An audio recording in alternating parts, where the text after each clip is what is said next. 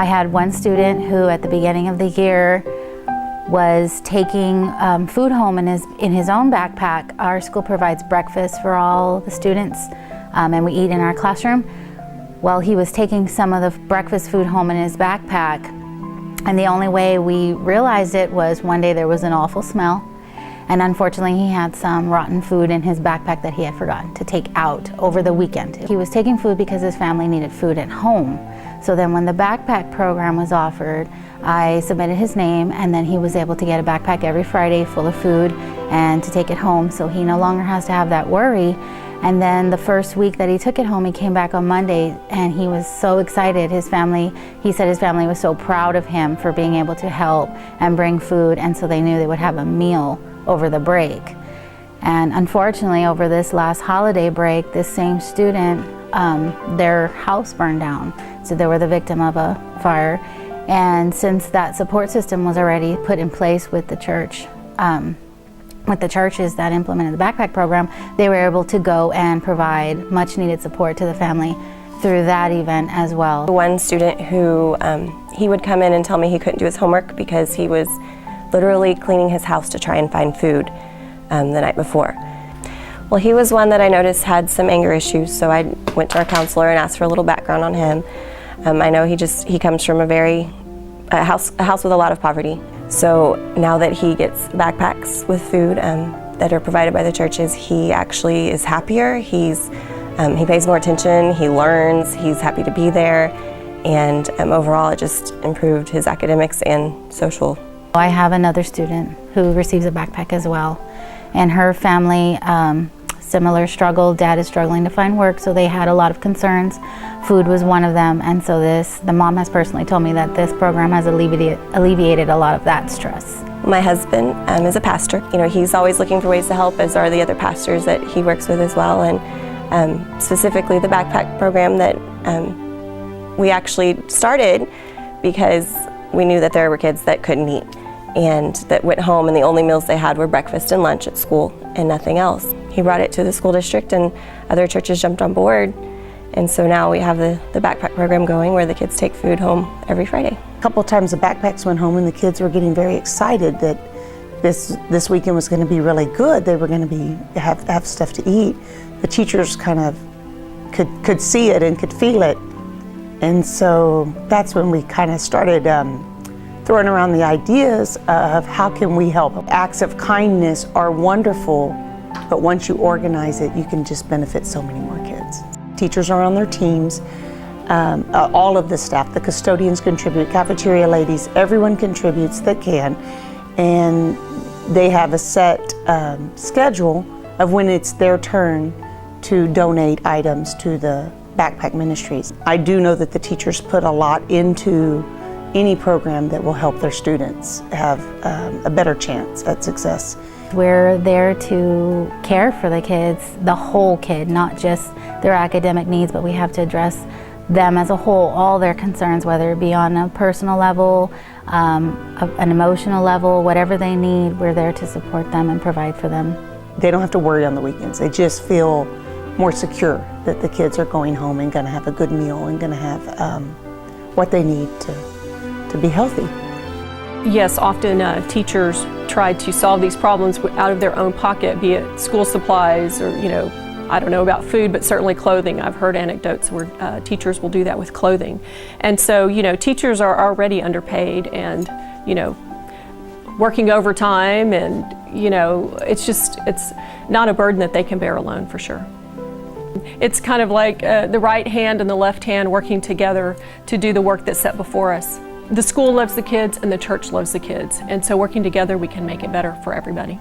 It was just a way to bring the two things that I'm passionate about, my church and my school, together and help the community as a whole and help kids, come to school ready to learn.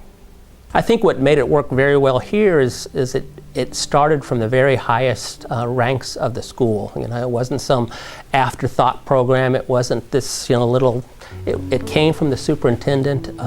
It felt important. It felt like we were really wanted here as a church and not just to provide volunteers, but to be here to really help in other ways as well, such as our backpack ministry, such as helping just support parents and kids that really need a little extra help. With my church, I've been, like I said, for 25 years there, and I have had it in my heart to go and first of all pray around the schools for the children. And that has been over maybe 15 years, 16 years. So, as a children's pastor, I wanted to get involved. I wanted to kind of like not only be at the church, but also go behind the four walls and incorporate our community, through the schools. On Wednesdays, for example, we have a church van, and we can go out to the community and pick up children to come and youth to come to church.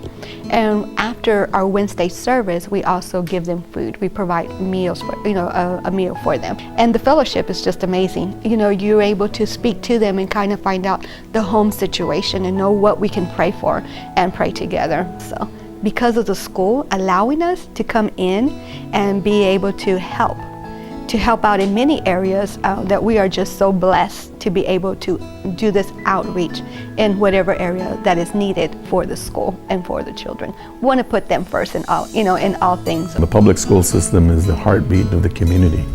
The teachers, the administrators, the facility, the coaches, all these people are involved in their lives.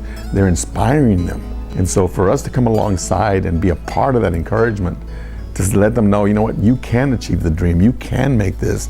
There's a great seed inside of you, it just needs to be cultivated. And we're here to help you. We're here to just be a cheerleader. We're not professional teachers, we're not professional anything other than that we love people. Jesus said in the book of Matthew in chapter 22, he was asked the question. He said, Master, what is the first and greatest commandment? And Jesus replied, he said, the first commandment is to love you shall love the Lord your God with all your heart, with all your soul, with all your mind. And then he said, the second is like unto it. You shall love your neighbor as yourself. I grew up here. I've taught a lot of the kids that are now the parents, so I call their children my grand students. And I just see the struggles. They struggle. The relationship and the love that everybody puts into providing for our kids and giving the students the best chance at a good education and filling their needs, whether it's an educational need or a personal need or a family need, that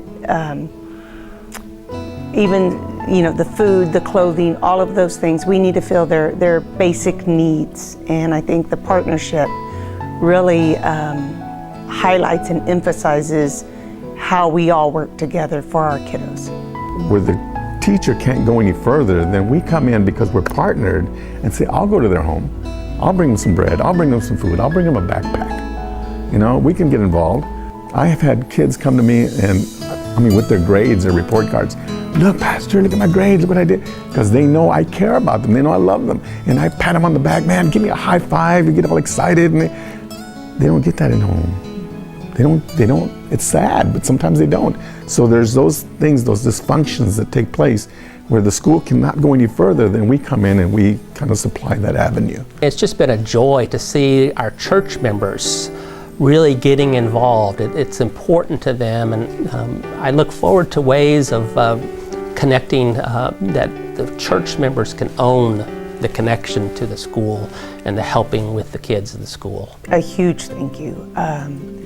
All of the things that they do for us and for our kids, from the youngest 3-year-olds all the way up to the high school kids, is phenomenal. The school finances doesn't dictate or allow, or we just can't.